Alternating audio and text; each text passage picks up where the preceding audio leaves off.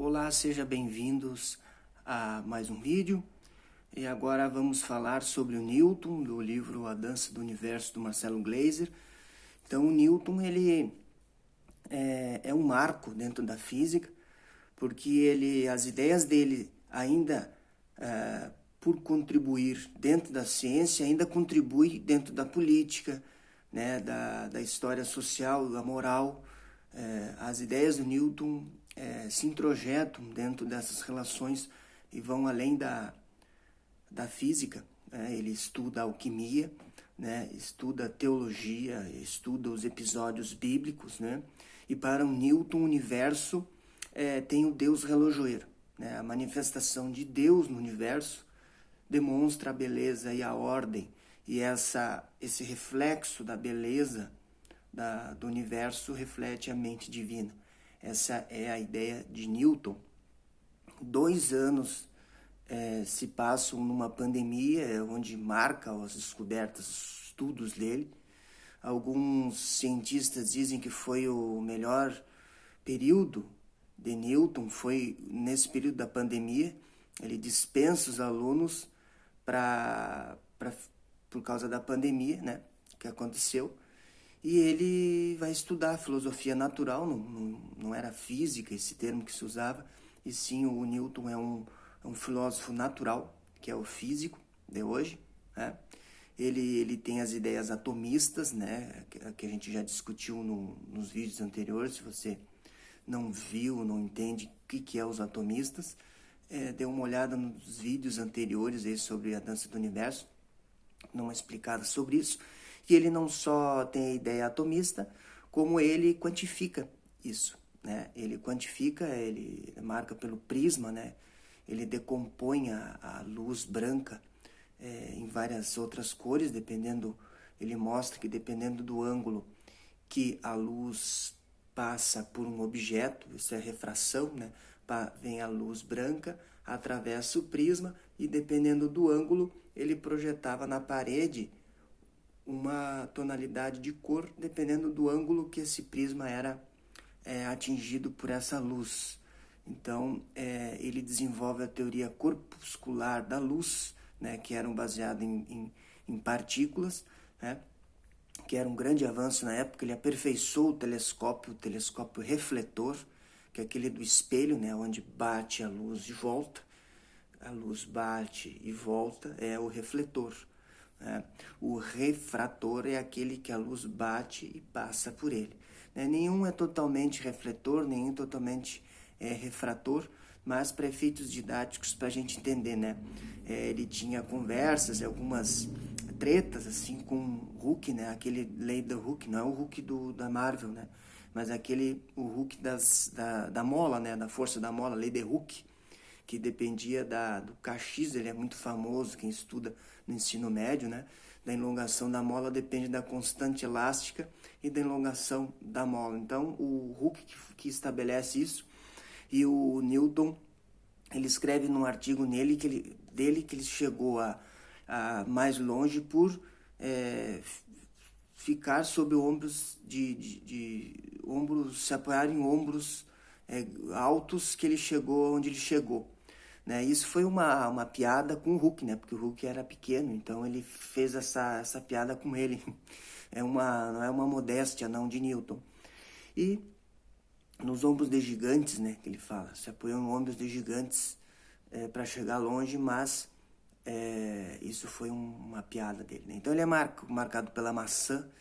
Então ele ao observar uma maçã na macieira, se caiu na cabeça dele ou não se tem veracidade sobre isso, mas ele ao observar uma maçã caindo, ele pensa que as leis também, a lua, está sendo atraída pela terra da mesma forma com que a maçã é atraída pela terra. A mesma ação, as mesmas leis físicas estão ali. Então, a questão do peso na Lua, ele vai descobrir, o Halley também, em 1684, ajudado por Newton a resolver um problema sobre um cometa. O cometa é esse que vai receber o nome do Halley depois, né? Então, a questão do peso na Lua ser diferente, né? é 1,3 a gravidade aqui da Terra, né? A massa não vai ser, a massa é a mesma sempre aqui na Terra ou na Lua, né? Mas o que muda é o peso por causa da questão da gravidade, né? Então o peso é massa vezes gravidade. Então a massa não muda porque a quantidade de matéria não muda no universo, mas a força sim, né? Então vai se sentir mais leve lá na Lua do que aqui na Terra. É um bom negócio para quem quer perder peso, né? A quantidade de movimento, né? Ele estabelece que a quantidade de movimento é proporcional à massa e à velocidade. Então, se a gente pegar uma moto e um caminhão, o caminhão a mesma velocidade, né? A moto e o caminhão. Se houver uma batida, é melhor você se bater com uma moto por causa da massa que é menor, né? Por causa da quantidade de movimento, a inércia desse movimento, né? Que é a primeira lei que ele estabelece, a lei da inércia, que os corpos vão se manter dessa maneira, a não ser que uma força haja para modificar o seu movimento. A segunda lei é a lei da força, né? Estabelece que tem relação com a quantidade de movimento. A questão da força centrípeta, que é direcionada para dentro. A segunda lei, que é a força, massa vezes aceleração, né? Que é a mesma que dá origem ao peso, né? Dá para deduzir o peso ali.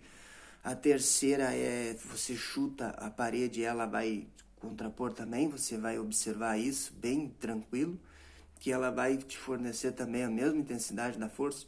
Ação gera uma reação, né? E no carro, essas leis funcionam bem. As velocidades pequenas, as leis de Newton funcionam bem. Temos espaço e o tempo são absolutos para o Newton, não tem nenhuma relação com Einstein, depois que a gente vai ver.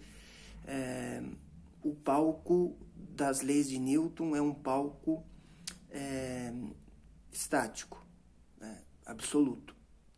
Então, o espaço é vazio pro Newton e a gravidade funciona como cimento, né? O cimento a gente sabe, né, que é uma cola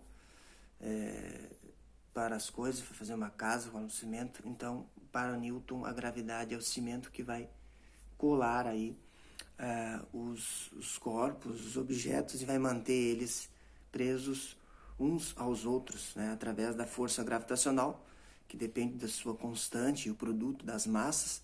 E ele descobre, então, que essa relação entre a força, quanto mais distante, ela diminui ao quadrado da distância. Então, se a gente aumenta 2 metros de distância, nós vamos ter a força 4 vezes menor, por causa do quadrado.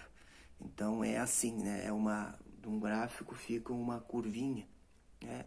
Quase como uma parábola, mas não uma parábola, é uma curva mais acentuada. E ele estabelece que a Lua, Terra, Sol atraem-se mutuamente e estabelece uma teoria quantificativa, né? Bem estabelecida em relação ele usa bem a matemática para desenvolver as suas descobertas. Não foram só as 3 leis que levam o nome dele, mas ele tem uma grande influência dentro da física, um dos marcos, assim como Newton depois, né? Mas ele usava a questão do Deus do tapa-buraco, né? Onde não se tinha a explicação física, então ele usava a questão do Deus, da beleza, da mente de Deus. Era essa a ideia do Newton.